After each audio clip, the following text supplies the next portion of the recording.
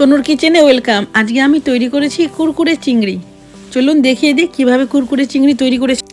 এখানে আমি 250 গ্রাম চিংড়ি মাছ নিয়েছি। এবার এটাকে ম্যারিনেট করছি। আমি লবণ দিয়ে দিয়েছি, লেবু রস দিয়ে এটাকে ভালোভাবে আমি মেখে নিব। এটা আমার মাখা হয়ে গেছে। এবার আমি চিংড়ি মাছগুলোকে জল ঝরাতে দিচ্ছি। এভাবে আমি 15-20 মিনিট রেখে দিব। চিংড়ি মাছ আস্তে আস্তে জল ছাড়বে। এখানে চিংড়ি মাছগুলো ভালোভাবে পরিষ্কার করে নিতে হবে। আমি একটা বাটিতে 2 চামচ ময়দা নিয়েছি, 1 চামচ কর্নস্টার্চ দিয়ে দিচ্ছি, আধা চামচ গোলমরিচের গুঁড়ো দিয়ে ভালোভাবে এটাকে মিশিয়ে আমি রেখে দেব। মাছগুলো আমার জল ঝরানো হয়ে গেছে। এবার ম্যারিনেট করব।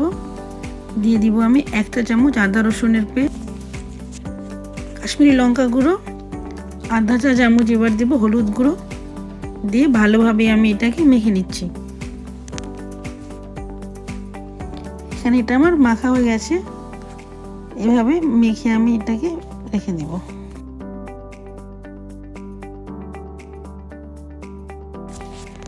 আমি নিয়ে নিয়েছি এখানে একটি ফ্যাটানো ডিম, ব্রেড ক্রাম্ব। ডিমের মধ্যে আমার লবণ দেওয়া আছে। চিংড়ি মাছে আমি তাই আর লবণ দিব না। ময়দায় আমি কোট করে নিয়ে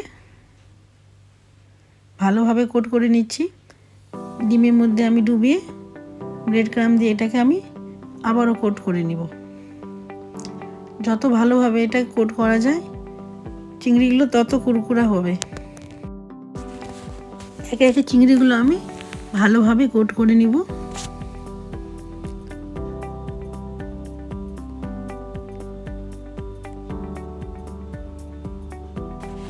বাড়িতে আপনারা এইভাবে চিংড়ির কুরকুরে বানিয়ে খান।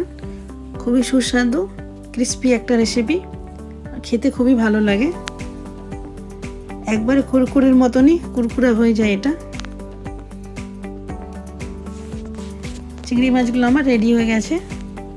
এবার এটাকে আমি ফ্রাই করে নিব। তেলটাকে আমি হিট করে লো ফ্লেমে রেখে দিয়েছি। এবার একে একে চিংড়ি মাছগুলো দিয়ে দিব। এখানে আঁচটাকে মিডিয়াম রাখতে হবে, নাহলে চিংড়িগুলো একবারে দিতেই এক পাশটা ভাজা হয়ে যাবে, বেশি ভিতরটা সিদ্ধ হবে না।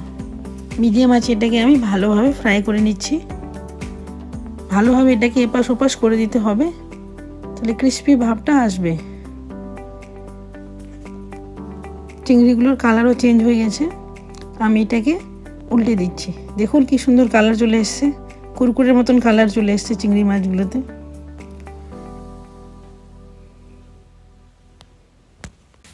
ফ্রাই করার সময় একটু ধৈর্য রাখতে হবে। মিডিয়াম আছে এটাকে ফ্রাই করতে হবে। ভালোভাবে ফ্রাই না করলে ক্রিস্পিনেস আসবে না। এখানে আমার চিংড়িগুলো ফ্রাই হয়ে গেছে। যখন ফ্রাই করে আমি তুলবো মাছগুলো, আমি আঁচটা এখানে কমিয়ে দিব। হিটটা বেশি থাকলে ফ্রাই করে তোলার সময় বেশি ক্রিস্পি হয়ে যাবে। দেখুন আমার এটা ফ্রাই হয়ে গেছে। আমি এটাকে এবার মিডিয়াম আছে তেল ঝেড়ে তুলে নিচ্ছি।